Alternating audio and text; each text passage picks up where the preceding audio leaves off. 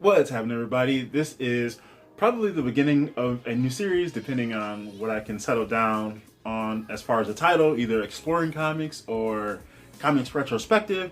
But it's just kind of something because I've talked about how my reading is kind of erratic and how I will jump around from new releases to older books or my more recent releases to even older books. So I'm always kind of bouncing all over the place. And I want to do kind of something just to talk about some recent reads and kind of delve into it a little bit deeper.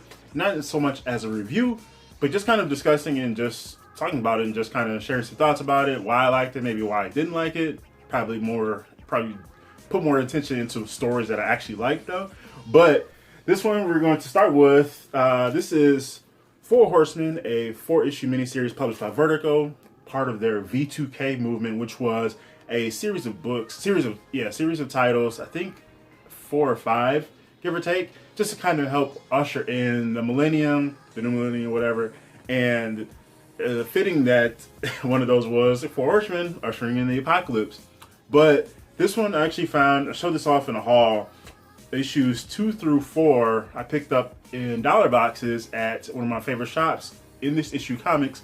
And I just saw it. I was digging through dollar boxes as I do when I go there, and I was flipping through, and I saw the title Four Horsemen. I was like, oh, I've never seen this before.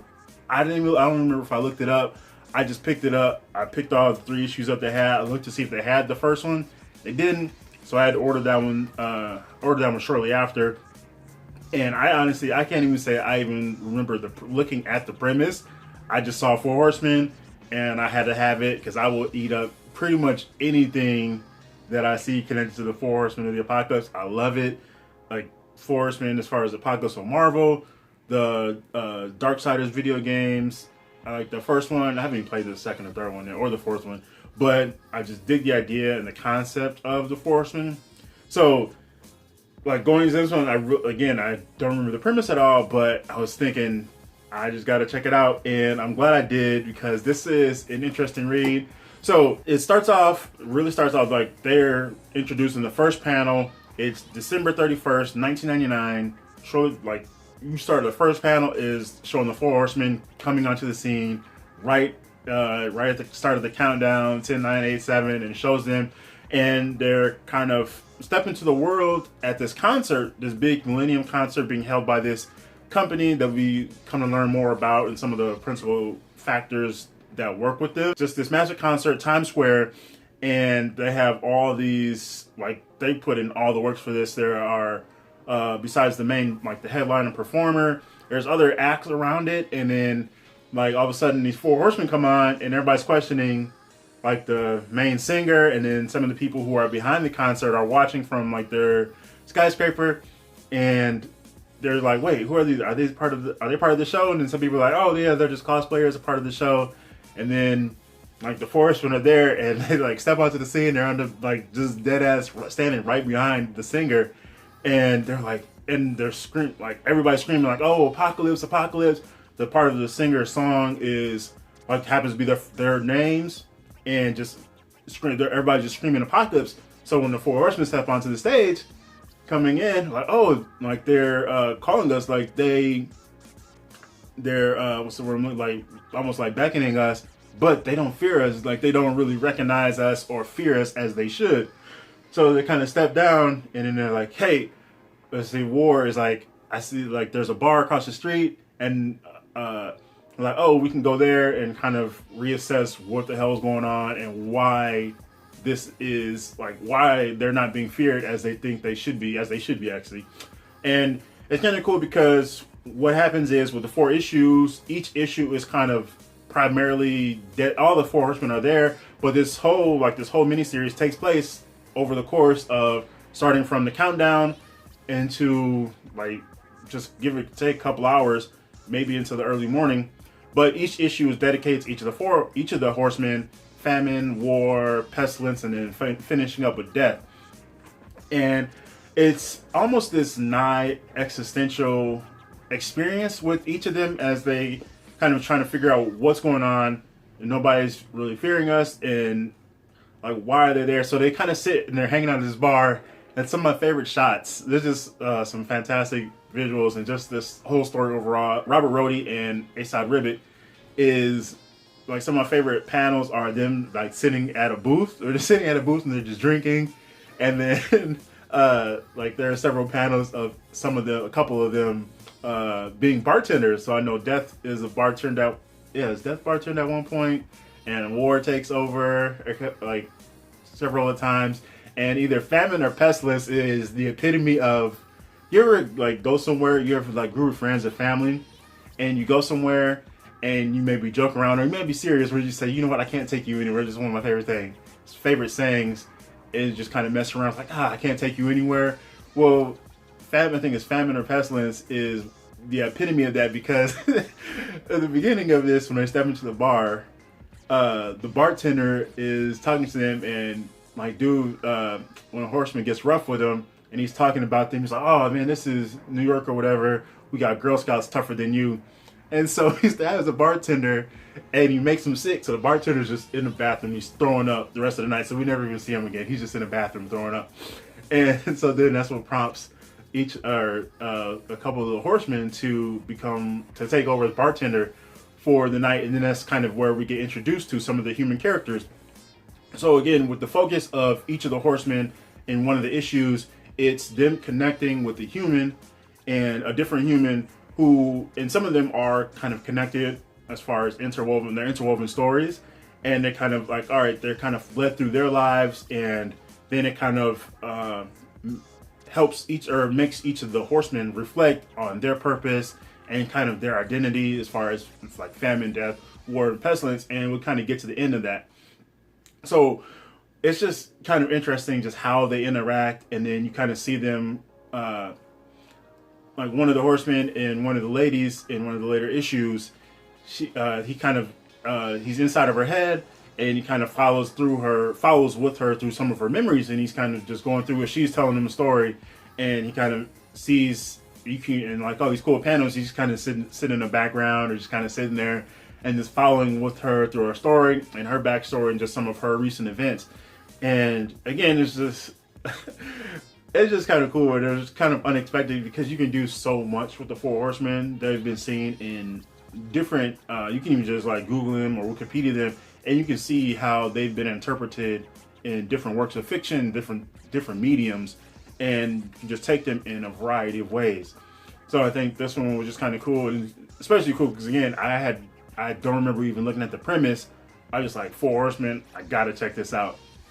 But it's just a dope little story, and not knowing where it was going to go, it was just a hell of a ride. And just like seeing them interact, and just how they interact with the humans they encounter within the bar, and then as the one that they focus on within each issue, and then each other as well. Just kind of sitting around in a booth, and either of them take over as bartender, and just like, oh, I'll furnish it. Where's the bartender? Is he all right in there? Don't worry about it, like that type of thing. He's the least of your worries. And then they're just trying to get information about what's going on in the current day and age, which again, I'll kind of touch on that at the end, because it's kind of plays a big key into like their self-reflection and what they kind of do for like what happens with their identity and what they'll kind of do kind of going forward. But another part that I think that I love with their interaction is War was just going on and on. They're all sitting in the booth, and each of the other horsemen are telling him, "Why don't you go fetch another bottle?" And he kind of goes on to this long thing. He's kind of continuing his rant, and another horseman says, "Okay, but why don't you go fetch another bottle?" And then he goes back to talking, and the other one says, "Why don't you fetch another bottle?" Type of thing. I don't remember the exact quote, but you'll see it in the images post here. And then Death finishes it up. He's like, well, fine, I'll go get it. And then he says, I'll give you another bottle. Oh, blah, blah, this. Well, if you say you will, fine. That type of thing. And it was just some funny, interactive moments. And it's always that's one of my favorite things within comics is the relationships and the interactions between characters. Not so much as far as a melodramatic aspect, but just those interactions. And that's why I like to see actual genuine friendships within comics, because those create some of the most memorable moments. Either not even just friendships, but just true personal interactions, either between friends, family, or even like oppositional characters and like protagonist, antagonist, hero, villain, that type of thing, because again, those just create some fantastic character and like just some true storytelling moments, and they just provide a lot of character for, and just like presenting character for the reader or the viewer or whatever the medium you're talking about. But it was just, again, those were some of my favorite moments right there. And like, oh, go fetch another bottle, and just them being bartender and just kind of showing them just kind of reflecting, and like, oh, like when War is talking to the one, or he's talking to his human who is, what is he like? He worked with the company, but then it just kind of went all bad for him, so he's like struggling. And then there's even more with the other characters, the human characters, as far as the concert, because everything goes to hell, and like stemming from the Four Horsemen's arrival, and the concert gets way out of hand, and then the helicopter comes in and picks the singer up, so that's just wrecking everything. And it kind of connects with a couple of the human characters as they kind of go into the bar, and then they interact there as well. Obviously this video has gone into some spoiler territory, but I'm not disclosing every single thing that happens. So my point with mentioning War and the person he was talking to, he was like, you know what, I'll spare you, I need your knowledge. So this is, he's like basically like, I'm going to keep you alive just because I need your knowledge, and then when that's over, then I'll kill you, type of thing. And so at the concert, everything's going haywire, everything's gone to hell. But at one point, he's kind of like the person he's talking to has left the bar, and he's trying to get through because he wants to catch up to the singer and jump on a helicopter to get the hell out of there, and trying to hope he can convince the singer to like give him some help in his own personal situation.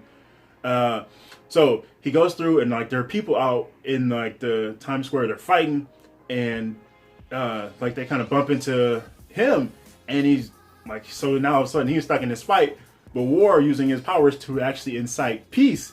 And one of the other horsemen makes a comment like, oh, it's such an interesting sight to see War actually kind of what's the word I'm looking, like spreading peace basically. But he's like, oh, I owed it to that human, as basically like because he had promised him like that he was going to give him life. So he's like, he's like spread peace and like use his power to kind of help him get through, so he can get through past like all the mayhem and get to where he wanted to go, which was try to catch up to the singer and get aboard the helicopter. So that was just interesting right there. I thought it was a cool little moment for them. But so after all this, so the 4 issues, like each of them, and then like towards the end, like they kind of realize, they all have this realization, or they each have their realization at the end of the issues, but then at the end, you get the culmination of that, and it's like, all right, we need to like adjust our whole strategy. So they basically kind of shake their nicknames, and it kind of ends with, ladies and gentlemen, reintroducing for the very first time the 4 Riders of the Apocalypse: Information, Incorporation, Profundity, I think that's Profundity, and Incoherence. And then they all just kind of ride away. Let all acquaintance be forgot and terror brought to mind. And you kind of see them riding off into the sky in basically these kind of limos, and they're all kind of separate into, they almost kind of call it like this competitive kind of thing. All right, we're going to split up and bring it about in, or do their duties in different realms now under different names in different parts of the world, just to kind of separate like that. And I absolutely I know that's not going to happen, but I would love a follow-up to this, and just to kind of see them kind of carry out this story and see what these creators could do, and just kind of putting the 4 Horsemen in like their new identities in different realms now. So I would like, obviously Vertigo doesn't exist anymore, but they absolutely need to finish this. Whatever you gotta do, I want to see, not finish it, but provide the follow-up to this story, because I would eat that up. But yeah, so 4 Horsemen, V2K, Vertigo, just a fantastic read. Again, strong recommendation, and just love this, like the interactions. There are very few flaws in this entire story. I think some of the coloring can be kind of heavy, but that's kind of what they wanted to do thematically for the flashbacks, which I don't know, like I can kind of see both sides of it, so it's like I'm on the fence about it. so it's not really a flaw there, but just some fantastic visuals. And it's cool to see inside Ribic because I've seen his work on a lot of stuff. So just kind of see some of this earlier work in a bit of a different style is kind of an interesting thing. I never read anything from Robert Rhodey, but I just dig this concept, and I'm glad they did this. I'm glad I was digging through dollar boxes to find it. So I was like, oh, and obviously, again, I'll say it again because I can. Four Horsemen, if you do something with Four Horsemen, I will absolutely eat it up. A strong recommendation if you're interested in this, Four Horsemen, or just something like a short, cool story and kind of presenting these figures in a different light, in a different manner, and just seeing their interactions and just their funny, like their own funny interactions, and then how they see the world and kind of coming into this place. And one of the things I always like in comics or in fiction period, but especially in comics, is kind of the theme of identity. And that's why I kind of mentioned the nigh existentialism regarded in this, because they kind of step into this world thinking they're going to do what, like, their nature and do what they're supposed to do, what they were created and brought about to do. But they kind of interact with these humans and kind of reassess everything and their own identities and their place within the world. And like, all right, you know, we're going to switch it up. And that's what happens by the end. So you kind of follow that journey there and kind of see the humans interact with each other and as well, like from their backstories, and kind of see the turns that they kind of take. And again, I left a lot of that out because I didn't want to like spoil everything, but it was some cool stuff. So definitely go check this out. So yeah, that's Four Horsemen, Vertigo, V2K, just cool thing. And if you're interested in more stuff like this, again, I'm still trying to nail down a name. I'm thinking either Exploring Comics, Geno Explores Comics, Comic Retrospective. I don't know, not anything like a review, but just kind of exploring something and just kind of taking a decent, maybe not a too deep-ish dive, but just a solid dive into a story, a miniseries, event, whatever. So let me know your thoughts in the comments below. If you're interested in anything like this, share those thoughts in the comments below. Any other stories you, or just stories, ideas, whatever that you would like to see me explore, share those in the comments below. Happy reading, happy hunting, happy collecting. This is GENOTHADRAGON. Thanks for watching, and peace out.